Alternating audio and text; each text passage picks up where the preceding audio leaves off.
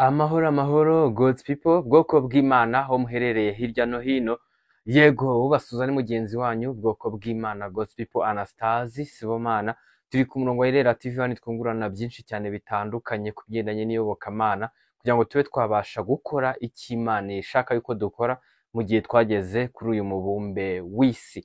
Uyu munsi turimo kurebera hamwe ikiganiro gifite intego igira iti intego. Turimo kurebera hamwe intego yamwe mu mashuri ya Bibiliya cyangwa nkamwe mu mashuri yigisha Bibiliya. Niho dusanga amashuri agiye atandukanye kandi y'amatsinda ahamya yuko akora iby'Imana ishaka agiye atandukanye.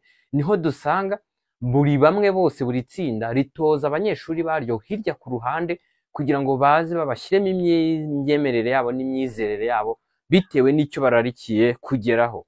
Nyirizina ibyo baraza kubiterwa n'irari ribarimo ry'icyo bashaka kugeraho, bamwe na bamwe batagamije kugira ngo bubahishe Imana cyangwa ngo bakore iby'Imana ishaka. Ariho dusanga na Bibiliya bivugaho ngo kandi irari ryabo rizabatera gushaka indamu kuri mwe bababwiye amagambo y'amahimbano, ariko abo babikora bamaze gucirwaho iteka kandi kurimbuka kwabo ntabwo guhunikira. Ikiganiro ku buryo burambuye turebera hamwe zimwe mu ntego cyangwa intego yamwe mu mashuri ya Bibiliya. Turasanga kino kiganiro ku buryo burambuye kuri YouTube ku murongo wa Irera TV 1. Sangiza n'abandi. Ndabashimiye, murakoze cyane.